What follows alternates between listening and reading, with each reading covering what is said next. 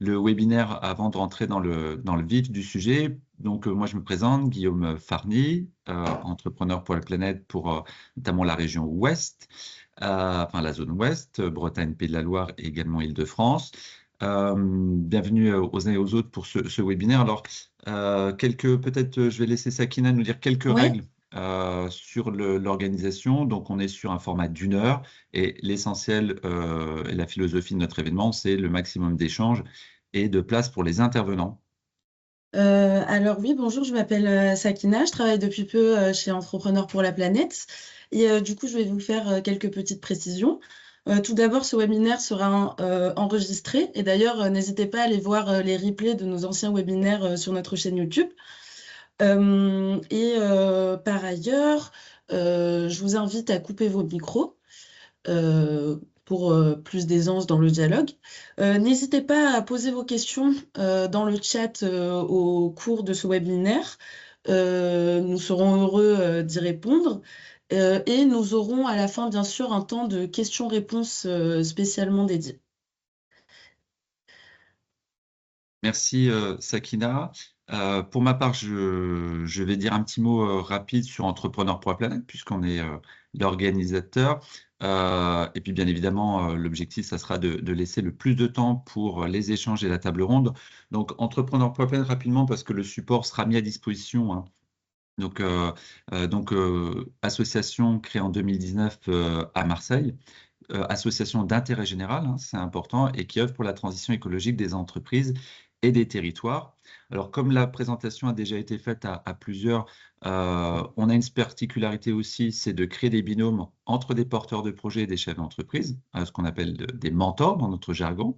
On a adapté le concept de reverse mentoring. Alors, le reverse mentoring étant le fait que le mentorat étant à la fois partagé et basé sur la notion d'échange. On n'est pas sur quelque chose qui se veut descendant, un sachant et un apprenant. Ça permet un certain nombre, vous voyez dans nos éléments un peu de langage ou de présentation, ce que ça peut permettre, hein, à la fois pour le dirigeant, pour le porteur de projet ou le porteur de solution dit impact. Et puis, on voulait un petit peu illustrer ce matin, vous donner quelques retours également sur un petit peu ce qu'on a pu constater auprès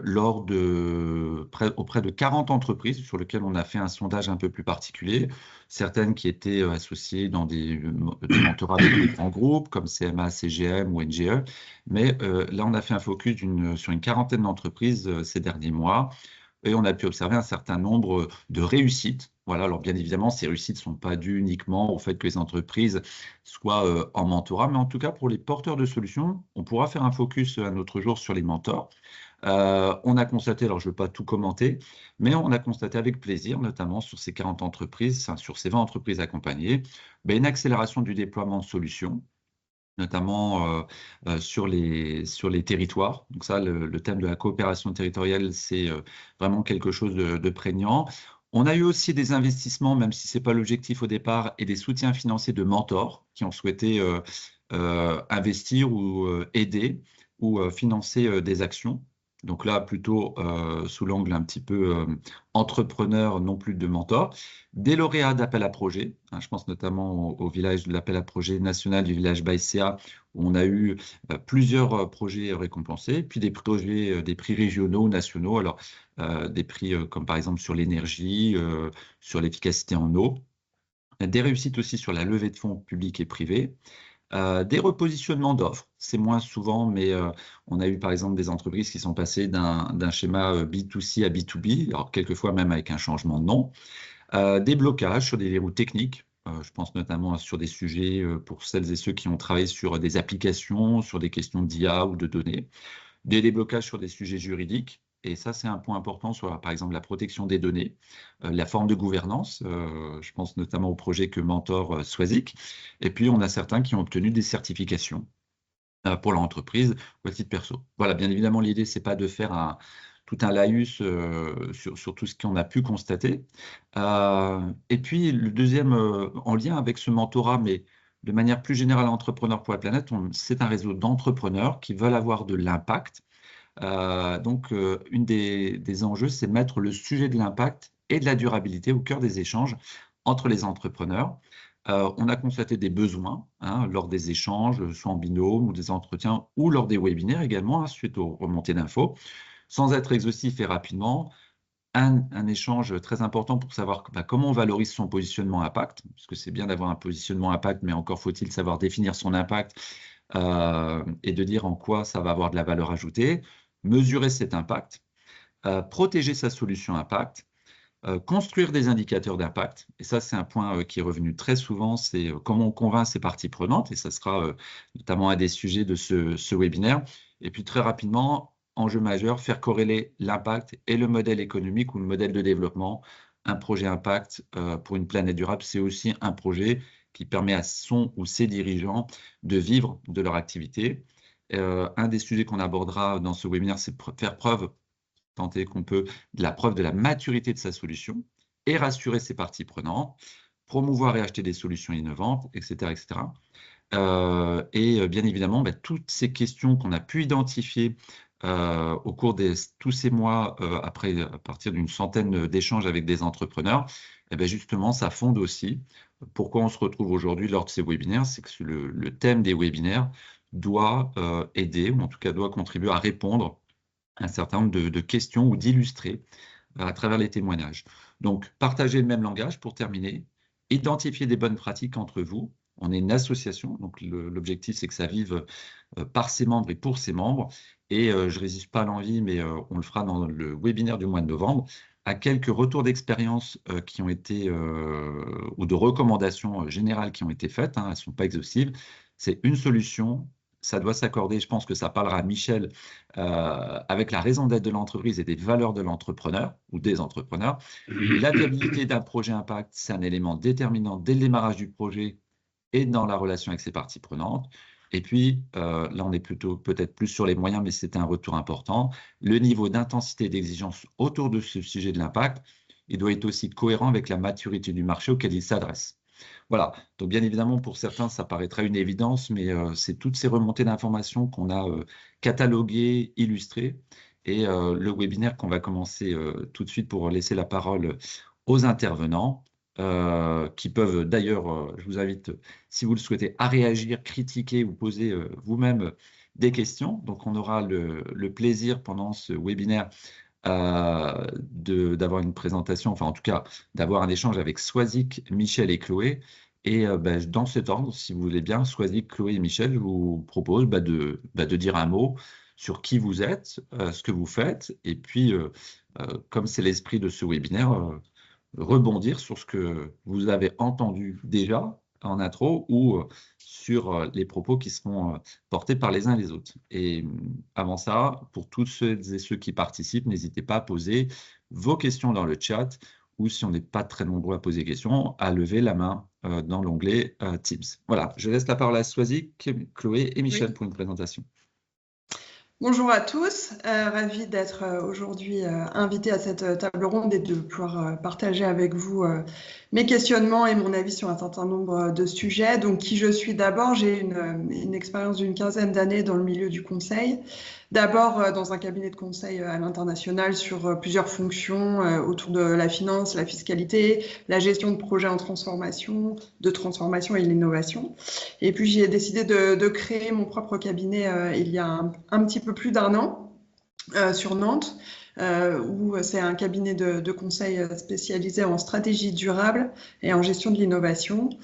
Donc pour accompagner les entreprises de toute taille sur voilà, les aspects de transformation durable, comment on s'adapte aux enjeux actuels de transition, aux enjeux réglementaires, je pense qu'on en parlera un petit peu plus tard, et comment on place la durabilité finalement au cœur de sa réflexion stratégique.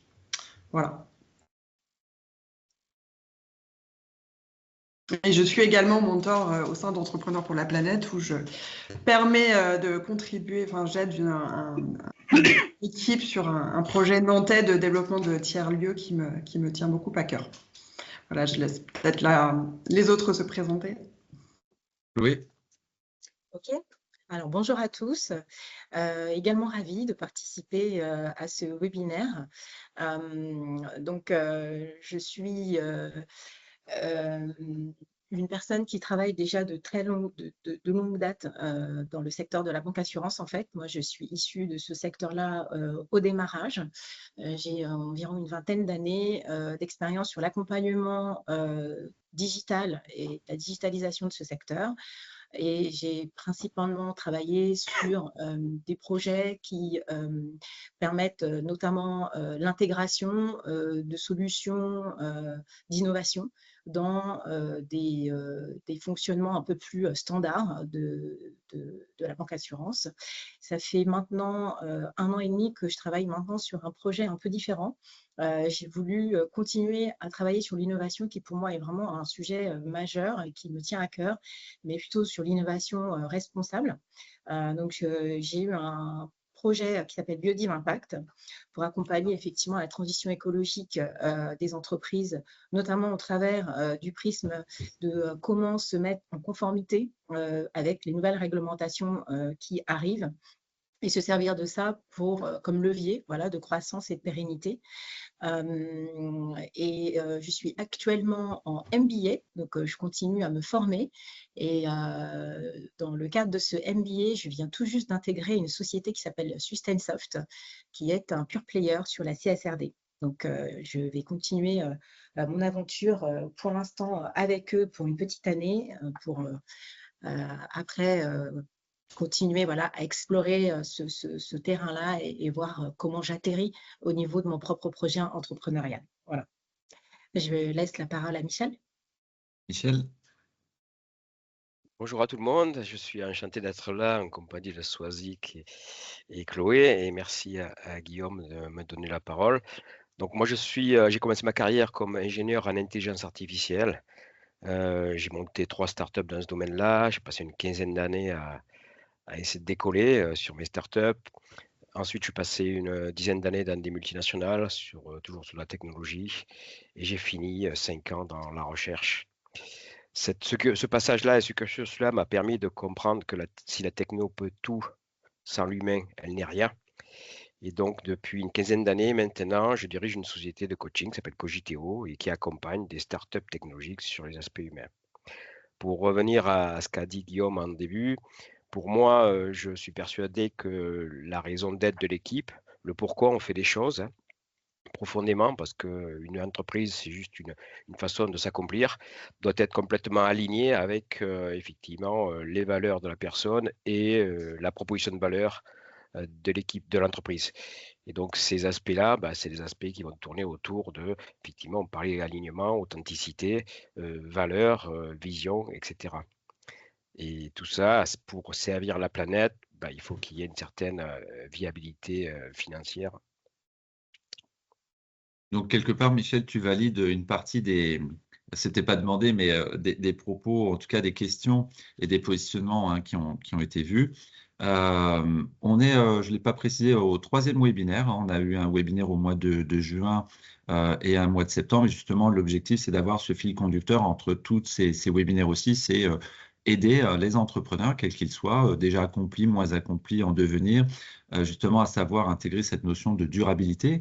Alors justement, sur cette question de durabilité, peut-être l'esprit de cette table ronde, c'est, encore une fois, n'hésitez pas les uns les autres à poser des questions.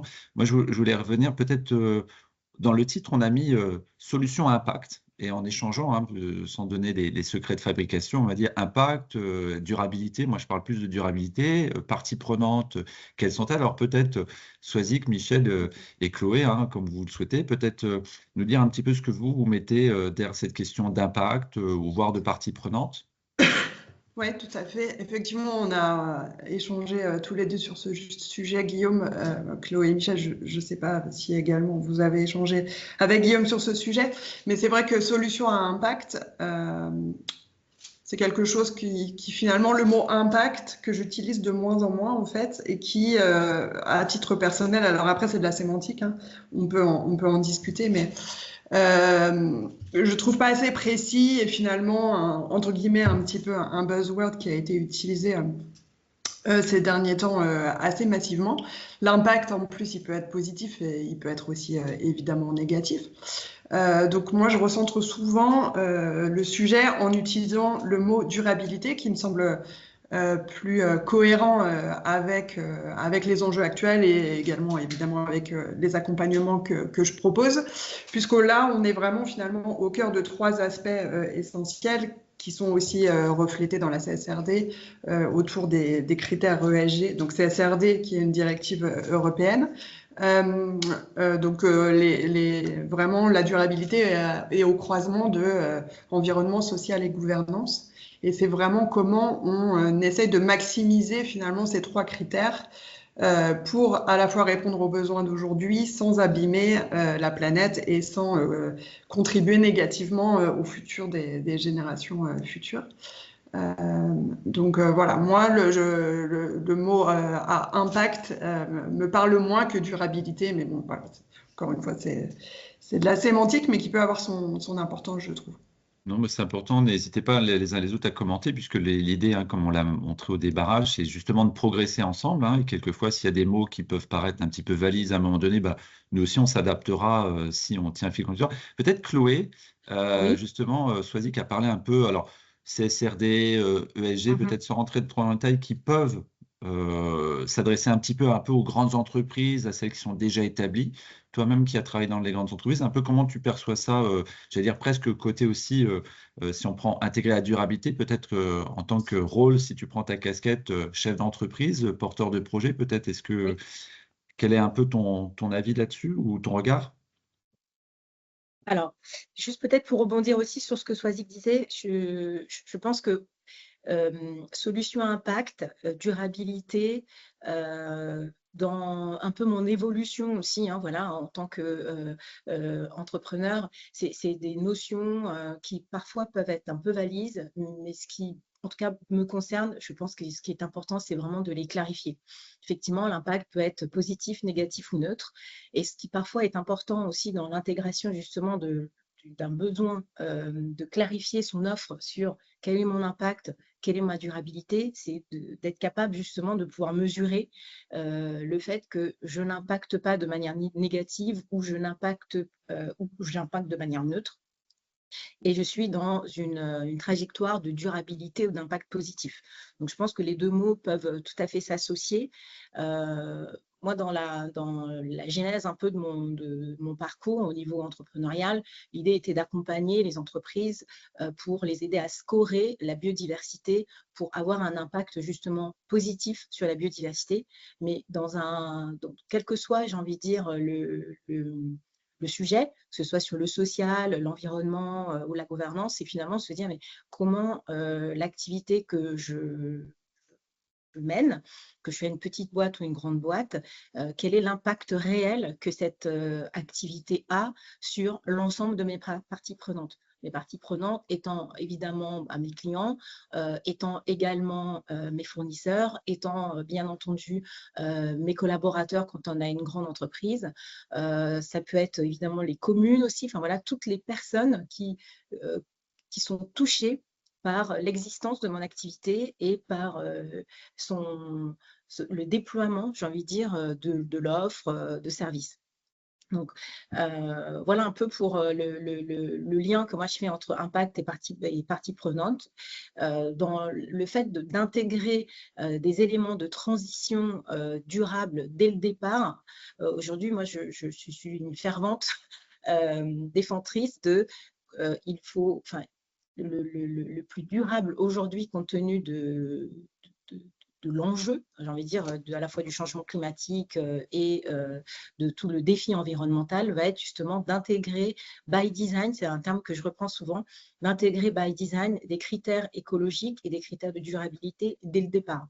Et ça, c'est un enjeu qui est majeur. Maintenant, ce n'est pas toujours évident de le penser tout de suite, mais quand on le peut, c'est de se donner en termes de stratégie de développement ou de stratégie d'offre des critères environnementaux qu'on souhaite atteindre en tant qu'entreprise, en tant que solution qu'on met sur le marché. Et ça, je pense que ça peut passer par plein d'éléments, et je ne vais pas tous les décrire là, mais pour moi, c'est un vrai Justement, enjeu. Chloé, pardon, je Oui, me permets. oui, Justement, je pense que là, du coup, par rapport à, parce que vous avez vu que nos intervenants ont des parcours, on a parlé d'intelligence artificielle, porteurs de projets, certains sont mentors, ont un cabinet, donc on est protéiforme, enfin, vous êtes protéiforme. Justement, moi, je voulais que peut-être Michel rebondisse sur le point de vue, alors, entrepreneur, mais aussi qui est amené à côtoyer des entrepreneurs, à voir les dossiers sur cette question justement peut-être d'impact, durabilité, partie prenante. Comment réagis-tu un peu par rapport à ce que tu viens d'entendre? Oui, mais je pense qu'on est aligné avec Chloé et Swazik, hein. Le fait impact, on parlait de greenwashing tout à l'heure. Et fait, impact, c'est pour qui, pourquoi. Donc c'est vrai que ce mot-là peut-être est à retravailler. Pour moi, ce qui est important, c'est la deuxième partie de la phrase, et notamment la confiance. En gros, dans toute entreprise entrepreneuriale, si on se lance là-dedans, on veut avoir un impact, quel qu'il soit, hein, faire un max de thunes ou sauver la planète, c'est des impacts, tout ça. L'idée, c'est vraiment se poser la question, c'est pourquoi on veut faire ça? Vous voyez, et là, la motivation, elle n'est pas là, elle se trouve dans les tripes, quoi. C'est-à-dire qu'il y a quelque chose qui nous transporte, qui nous emmène. Et nous, et quand je dis nous, c'est bien nous, ça veut dire l'équipe qui va aller là-dessus, parce qu'avoir un impact tout seul, c'est peut-être un peu plus limité, hein. Mais quand on est sur cette entreprise entrepreneuriale, on va avoir d'abord une définition de pourquoi on fait ça. Et pourquoi en un mot, mais pourquoi en deux mots sur la finalité qu'on veut donner. Et la start-up ou la boîte, ce n'est qu'une façon, c'était qu'un véhicule pour y aller. Ce qui veut dire pour moi, il faut remettre l'humain au cœur du truc. C'est lui qui doit déjà bâtir une certaine confiance par lui-même, dans le groupe, savoir effectivement la finalité de tout ça, la finalité de se mettre ensemble pour monter quelque chose. Et ce truc-là doit être forcément partagé et se décliner à travers les aspects business, la proposition de valeur, le business model, comment on va faire les trucs, mais également à travers toutes les parties prenantes qui sont les collaborateurs, qui sont les clients, qui sont les fournisseurs, qui sont les investisseurs, etc., etc. Et pour moi, sans confiance, c'est le fond de tarte. Sans confiance, vous pouvez déjà mettre la clé sous la porte, quoi. Alors justement, moi je vais peut-être, alors pas m'inscrire bien évidemment en faux dessus, mais je sais, je devance peut-être un peu ton propos, Michel, mais je laisserai Chloé aussi et Swazik rebondir. On a dans notre communauté d'entrepreneurs qui participent, dont certains participent aujourd'hui, et vous faites partie, il y a un fort taux d'engagement, au sens où il y a vraiment une volonté, on ne vient pas entrepreneur pour la planète comme dans d'autres réseaux, hein, c'est normal. Sur cette question, alors je vais utiliser impact, même si c'est durabilité, trajectoire, j'aime beaucoup le mot avoir une trajectoire de durabilité.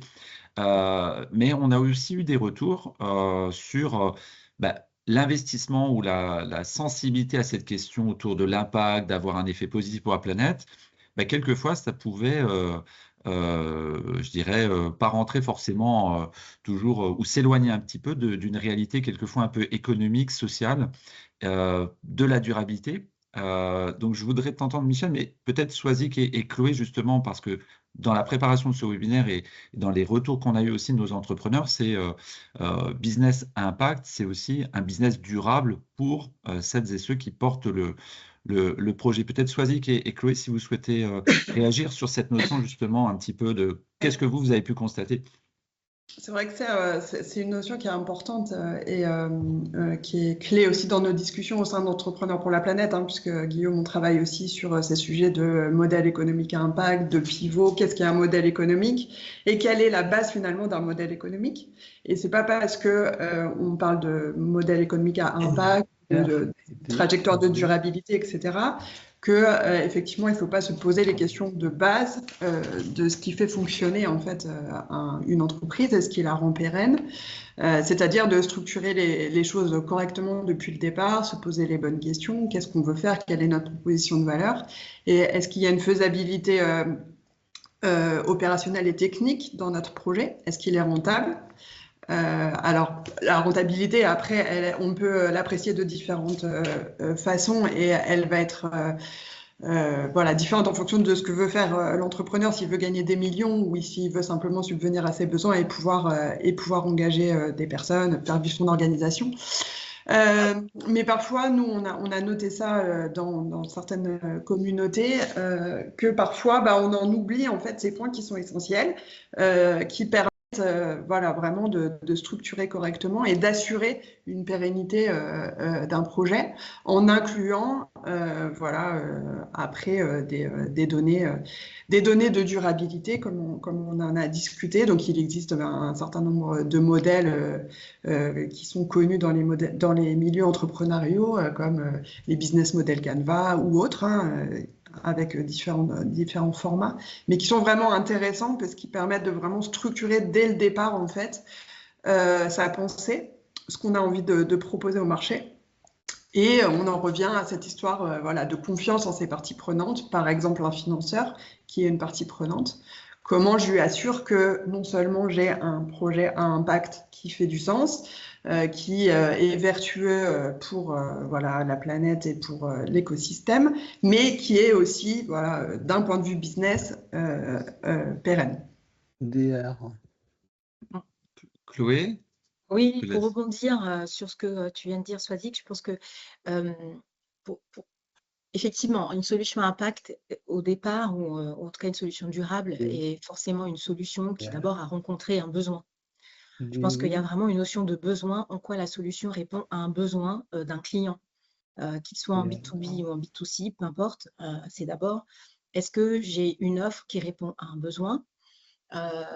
Est-ce que je choisis en tant qu'entrepreneur, dans ma manière de répondre à ce besoin, d'avoir justement une logique durable, c'est-à-dire j'intègre dans mon modèle économique des critères de durabilité que j'estime importants pour atteindre cet objectif et délivrer ce service par rapport aux besoins de ce client. Donc ça, je pense que voilà, c'est hyper important parce qu'on ne peut pas finalement vivre de son activité que sur un modèle extrêmement durable mais peu rentable. Donc moi, la durabilité, effectivement, elle est aussi avec une notion de rentabilité, c'est-à-dire que j'ai un besoin d'un client, je suis capable de délivrer une solution autour de ce besoin. J'acquiers la confiance, effectivement, de mes futurs clients, de mes prospects. J'acquiers la confiance également d'investisseurs qui peuvent me faire confiance pour me suivre dans cette aventure-là. Je peux développer ensuite, effectivement, mon business tout en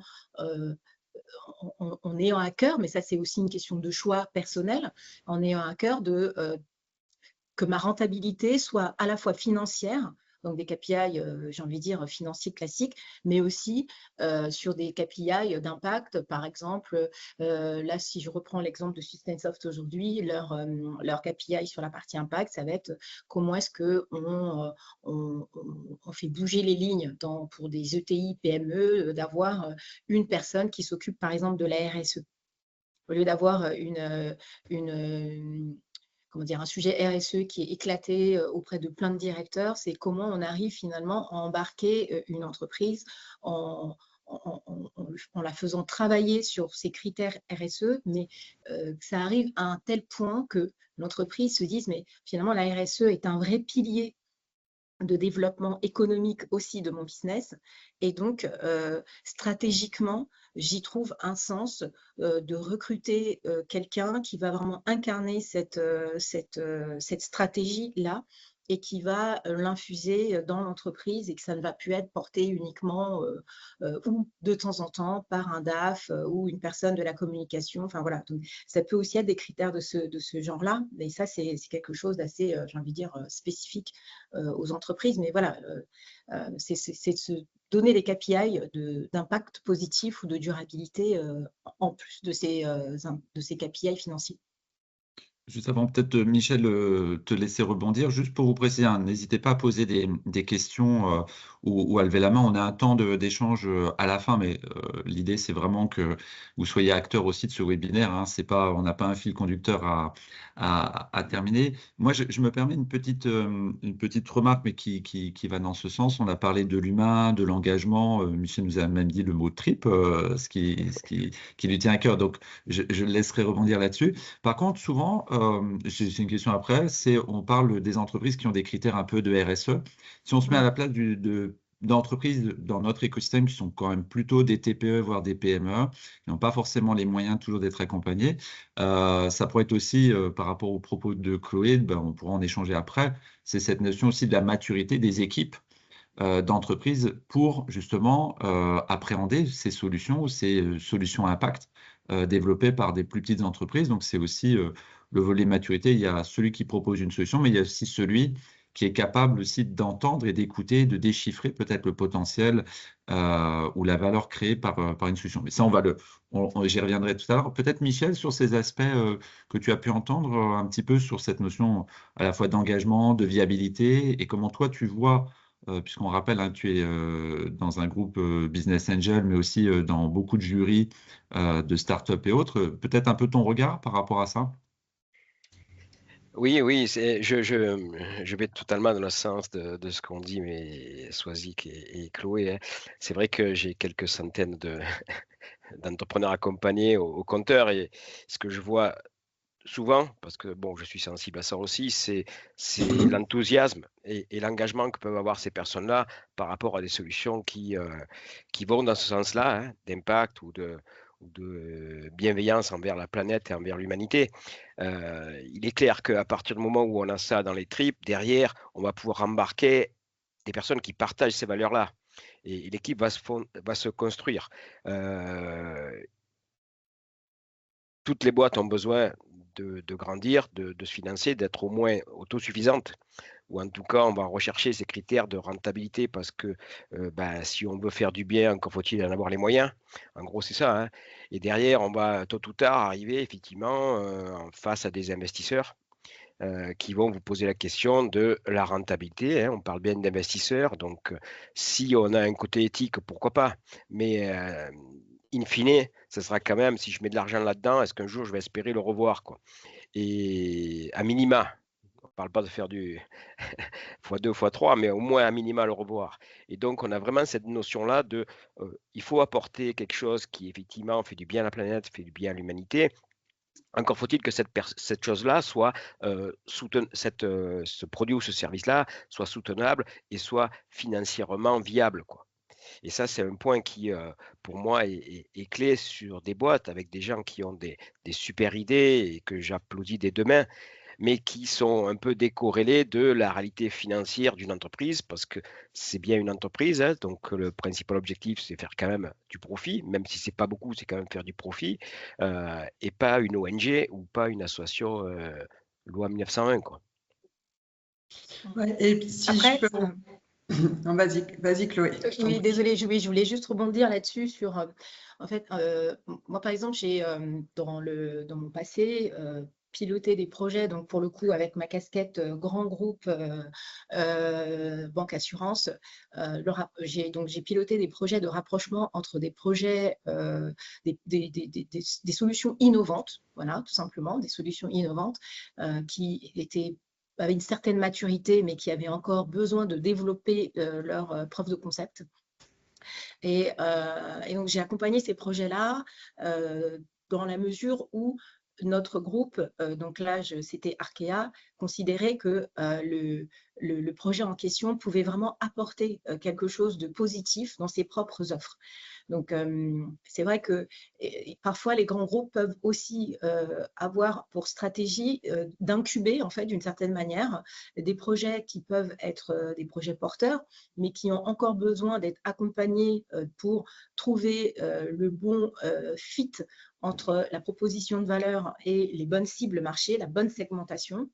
Et certaines entreprises, en tout cas dans les plus grandes d'entre elles, et je pense que ça fait aussi partie, moi, j'estime que ça fait aussi partie de la responsabilité aujourd'hui des grandes entreprises, que de pouvoir permettre d'accompagner en tout cas, des solutions innovantes qui viennent répondre à un vrai besoin que les entreprises ont, mais qui parfois ont besoin d'être encore un peu accompagnées, encore un peu couvées. Et donc, moi, par exemple, dans mon rôle, c'était de travailler à affiner le modèle économique, à affiner la segmentation par le lancement de POC. Donc, j'ai accompagné, par exemple, une boîte aujourd'hui qui s'appelle La Bienveillance Financière, qui a lancé une solution qui s'appelait Ma Succession. L'idée était d'apporter par l'intelligence artificielle, justement, un certain nombre de règles, d'automatiser en fait la manière dont un distributeur pouvait accompagner ses propres clients dans la gestion de la succession. Donc, c'était un boulot assez chronophage avec énormément de normes, etc. Et donc, cette petite start-up apportait une solution j'ai envie de dire, de détricotage de ces normes-là avec une solution SaaS, mais n'avait pas encore complètement le bon segment, le bon tarif, etc. Et donc, mon rôle a été d'accompagner cette start-up pour trouver dans le groupe des leviers d'expérimentation. Et je pense qu'aujourd'hui, par rapport à la durabilité en général, les grandes entreprises qui ont les moyens aujourd'hui et qui ont besoin de solutions innovantes peuvent aussi être fortes, en tout cas suffisamment et financièrement suffisamment solides parfois pour incuber des projets comme celui-là qui ne sont pas évidemment rentables tout de suite, mais qui peuvent le devenir une fois qu'elles sont bien ficelées et bien accompagnées.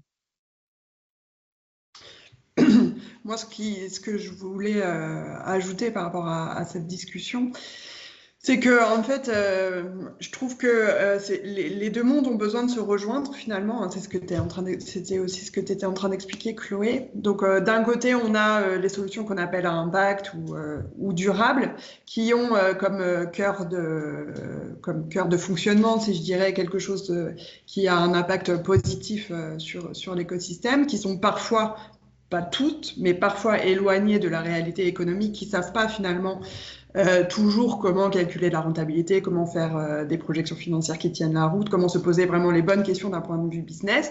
Puis d'un côté, on a le business encore, on peut dire classique, qui a besoin de se transformer. Donc soit les grandes entreprises qui peuvent utiliser entre guillemets des partenariats avec des solutions comme ça pour proposer autre chose à leurs clients, pour se transformer, etc.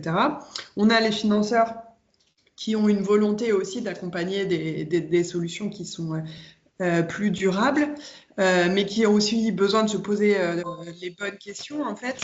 Est-ce que à la fois cette solution est viable sur un temps long, mais aussi quel est réellement l'impact, là on en revient au mot d'impact, parce que parfois c'est beaucoup plus simple, c'est beaucoup plus compliqué que ce qu'on peut imaginer. Par exemple, si on prend un débat sur la voiture électrique, je ne veux pas dire pour ou contre la voiture électrique, c'est pas le sujet aujourd'hui, mais est-ce que ça a vraiment un impact positif? Est-ce que c'est ce qui va nous aider vraiment? Voilà, il y a des questions, il y a des gens qui se posent les questions par rapport à ça. Donc aussi, je pense pour un financeur, c'est difficile d'avoir une vue globale de OK, cette solution, qu'est-ce qu'elle propose réellement? Bon, est-ce qu'elle a un marché? Est-ce qu'elle est rentable? Ça, elle va savoir potentiellement répondre à cette question. Mais quel est réellement l'impact de cette solution et les bienfaits, si je puis dire?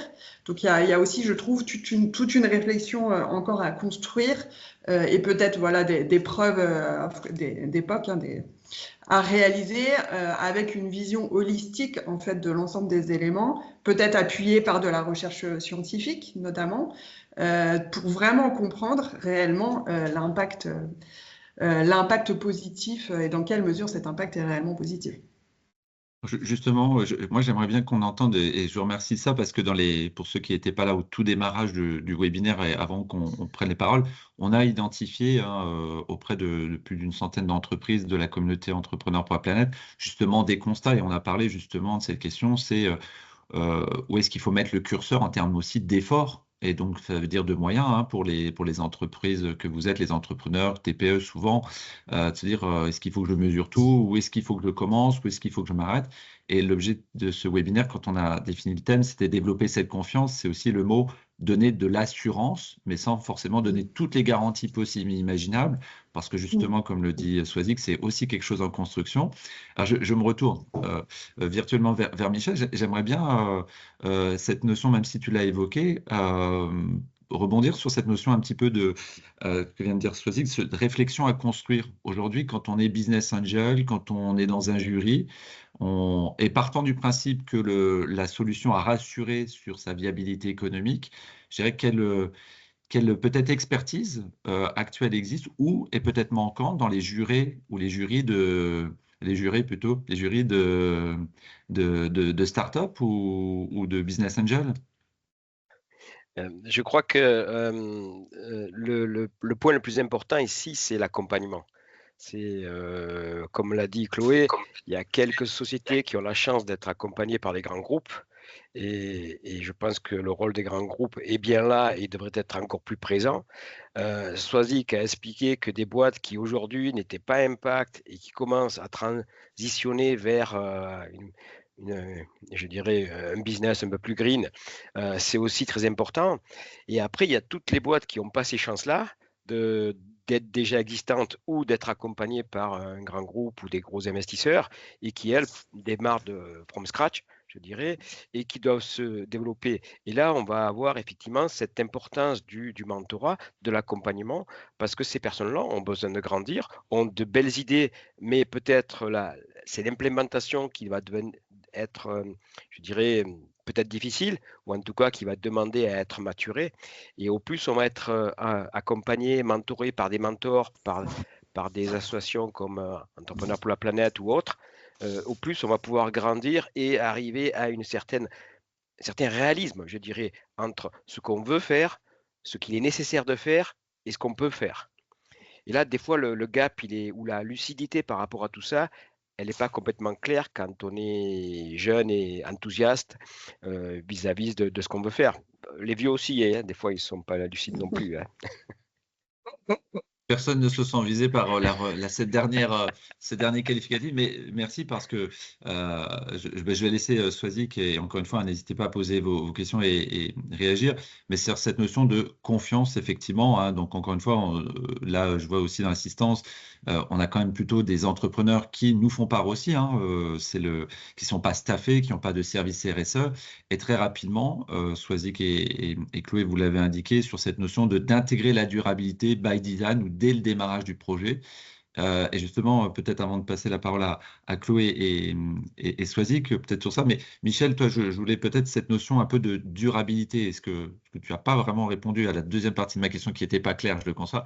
C'est est-ce que dans les jurys, aujourd'hui, de Business Angel, est-ce que les personnes qui sont dans le tour de table sont aussi, elles, compétentes pour détecter peut-être ou pour analyser? Je dis d'autant plus que, ayant travaillé comme toi dans des sujets du numérique ou de la recherche, quelquefois on a des types de profils où il faut amener peut-être demain dans des jurys de Business Angel ou d'autres, peut-être ces éléments. Voilà, c'est une critique qui n'en est pas une, mais c'est qu'est-ce qu'il faut aussi pour que la confiance elle soit aussi pour les entreprises de dire mes interlocuteurs vont savoir peut-être me poser des questions ou échanger avec moi au-delà des simples, entre guillemets, je mets des guillemets, des aspects financiers ou rentabilité.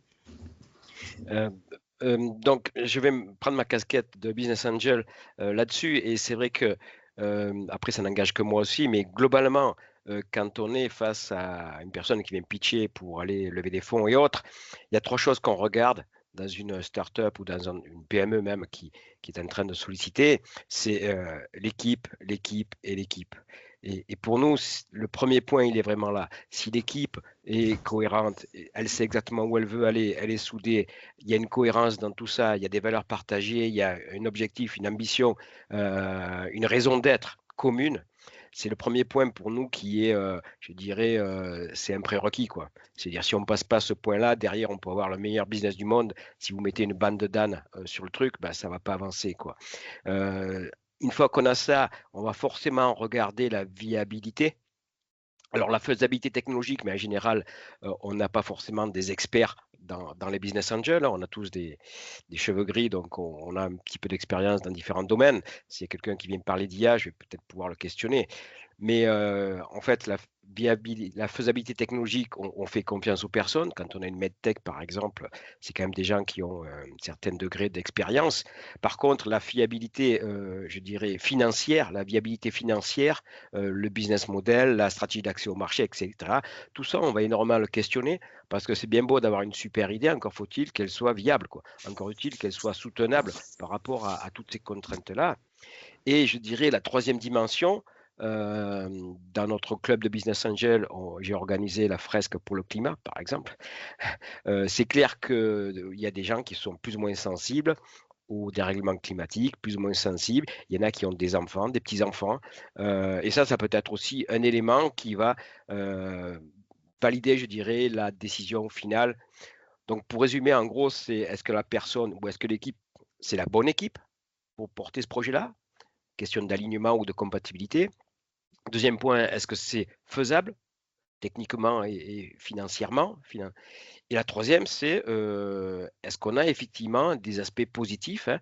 Est-ce que je suis en train de financer une boîte qui fait du plastique ou est-ce que je suis en train de financer une boîte qui va développer des trucs à base de chanvre, ou etc. Vous voyez, pour moi, c'est les trois dimensions qui sont questionnées, je dirais.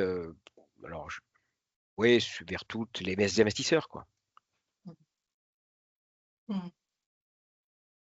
Je ne sais pas, j'ai répondu, Guillaume, ou pas? Oui, alors il n'y avait pas de réponse forcément, mais c'était justement, moi j'ai pris ce prisme-là parce que Chloé nous a parlé, et Swazik tout à l'heure, de la maturité, mais c'est la maturité, j'allais dire, de celui qui propose une solution, mais c'est aussi la maturité à un moment donné de celui qui est capable d'entendre ou de regarder à l'aune de ses propres besoins. Si je prends une entreprise, et peut-être Chloé va nous dire, en fait, moi aujourd'hui, avec la CSRD, les engagements, la RSE, il me faut des solutions qui vont m'aider sur mon indicateur eau, énergie ou autre. Oui. Donc voilà, peut-être, sans des flots dessus, mais peut-être sur ça, justement, cette maturité aussi de l'autre côté, comment on aide ces interlocuteurs et ces parties prenantes à être convaincus par sa solution, parce qu'elle va répondre aussi à des besoins sur ces enjeux. Peut-être Chloé et Swazik sur ça, justement.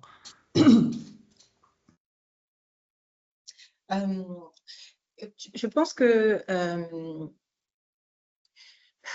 de manière un peu générale, aujourd'hui, enfin, les entreprises, j'ai envie de dire, la durabilité, c'est pas tellement leur sujet.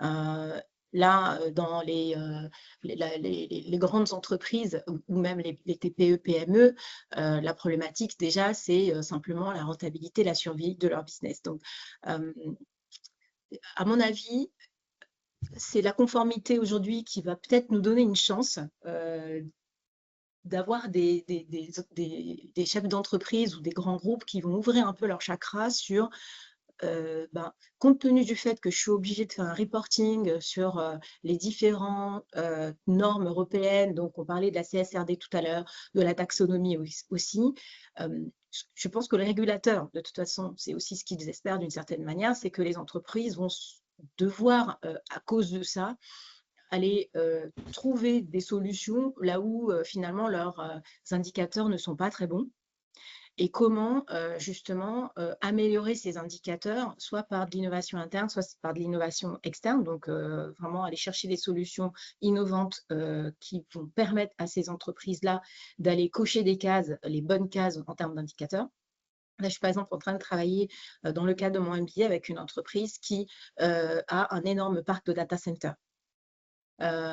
Aujourd'hui, j'ai envie de dire, c'est une activité qui est extrêmement énergivore, ça c'est clair.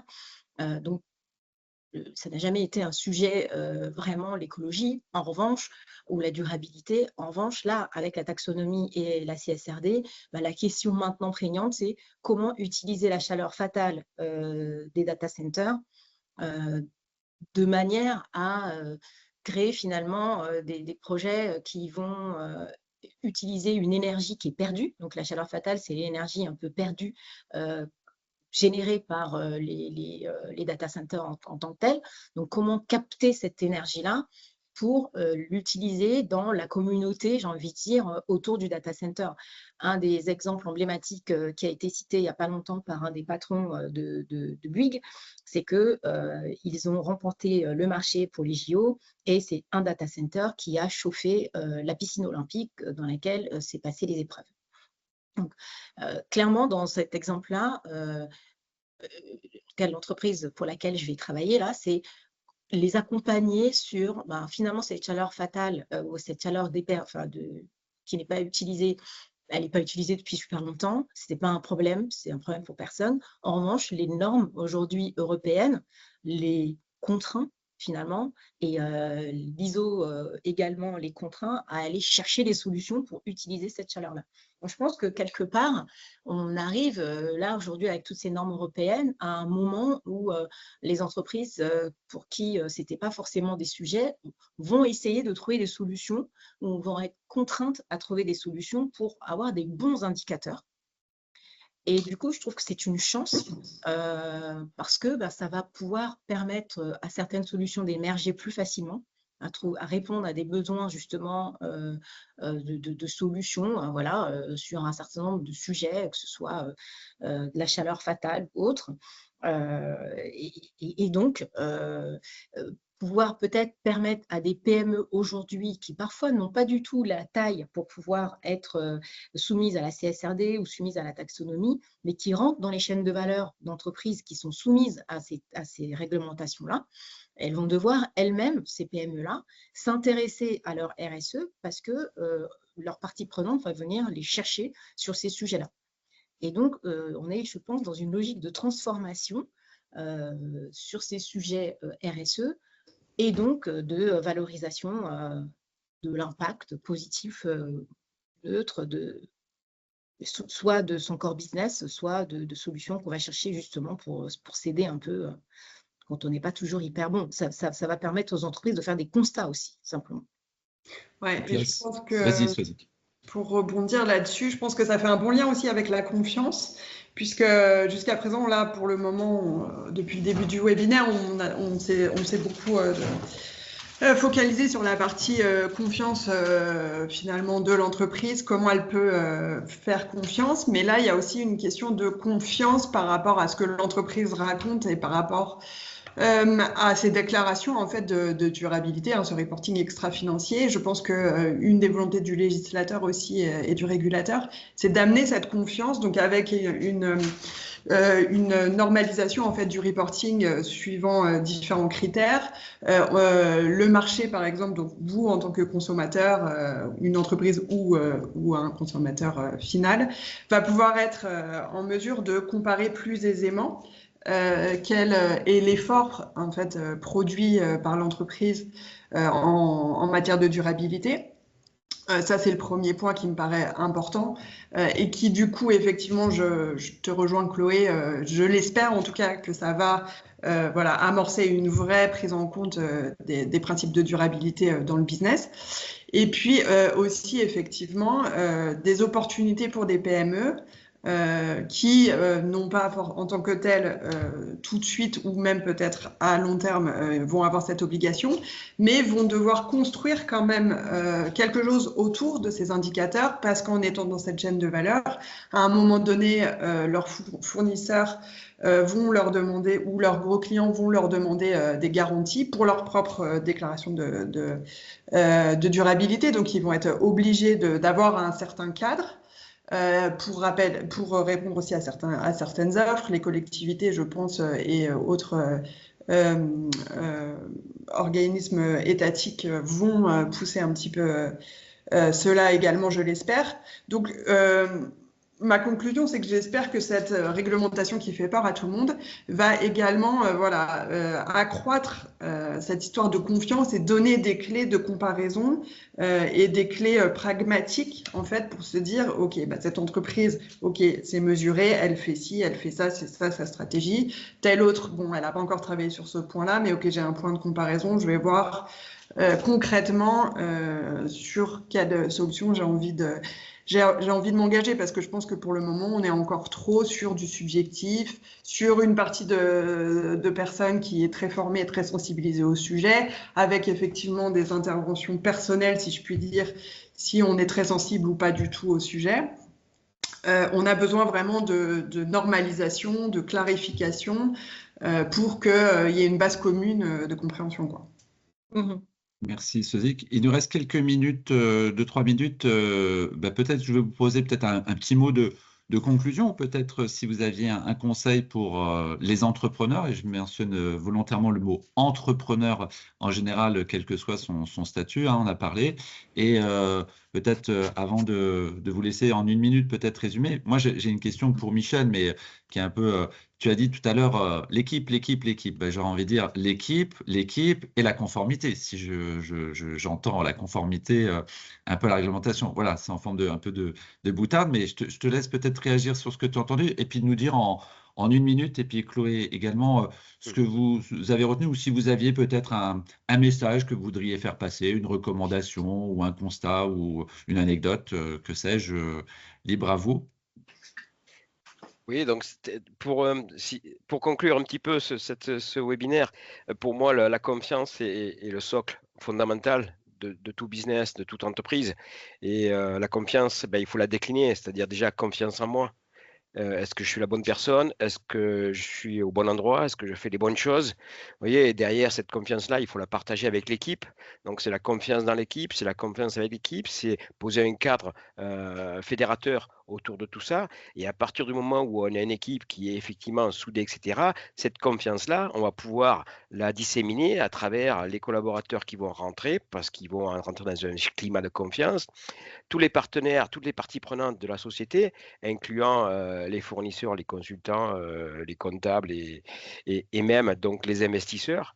Et pour moi, sans cette confiance-là, qui est initiée par le porteur de projet ou par l'équipe dès le début, on aura des difficultés à avancer et à dérouler tout ce qu'on vient de dire dans ce webinaire, même la conformité. Et si tu avais peut-être une recommandation ou un conseil, ou c'était peut-être intégré dans ton propos. Oui, c'est avant tout, avant de penser business, penser équipe. Chloé Swazik, je vous laisse dans l'ordre que vous voulez nous dire un petit peu sur ce retour, ou peut-être des souhaits ou des manques, hein, de ce webinaire. On est là pour progresser ici. J'y vais, Chloé. Oui.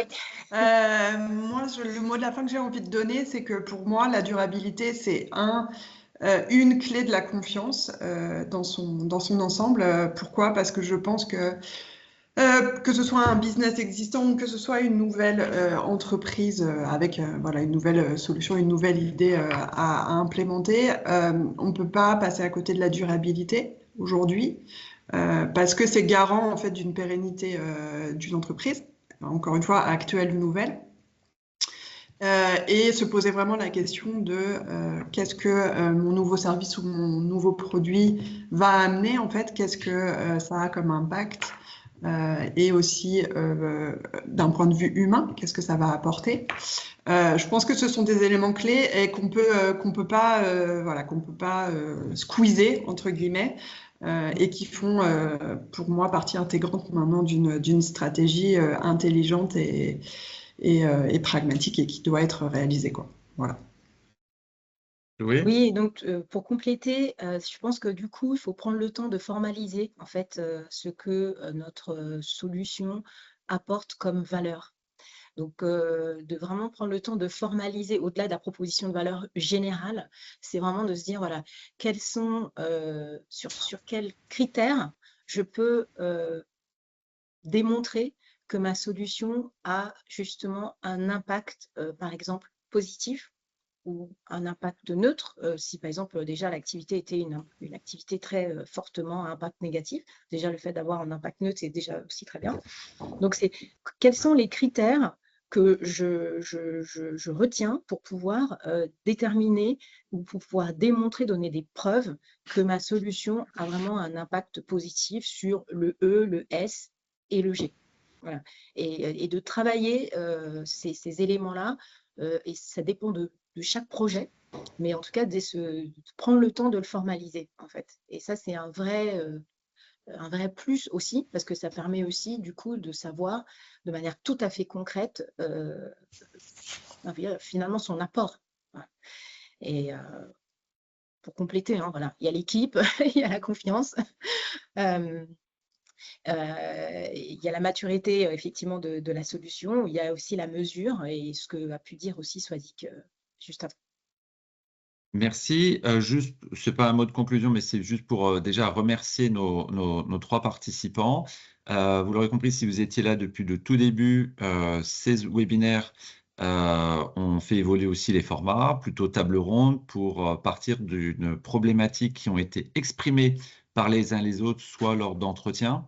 Donc, bien évidemment, pour les prochains webinaires, on souhaite aussi que vous nous fassiez part de vos retours sur le fond, sur la forme, mais aussi sur les sujets.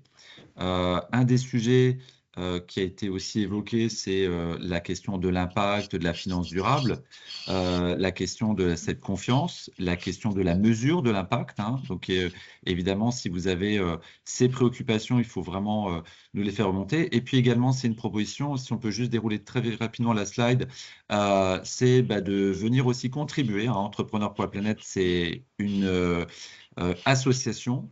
Donc, nos webinaires sont mis à disposition. Alors, juste avant, sont mis à disposition. Donc, vous pouvez les mettre en replay. Et on a un groupe de travail qui était les nouveaux modèles économiques et Swazik est dessus, mais qui se transforme en intégrer la durabilité dans son modèle de développement. Voilà, donc par itération, on arrive à ça. Donc, si ces sujets vous oui, l'objectif, c'est de travailler en mode collaboratif sans que ça vous prenne trop de temps, mais que vous veniez aussi nous faire part de vos retours d'expérience, de compléter. Et puis, lors du prochain webinaire qui sera bientôt annoncé, on fera une petite présentation aussi, très rapide, des résultats, en tout cas des recommandations que l'on a pu identifier avec nos mentors, certains porteurs de projets, et on vous les soumettra. Et je pense que l'idée, ça sera aussi un petit peu de les classer peut-être par ordre de priorité à l'aune de ce qu'on a pu entendre lors de ce webinaire également.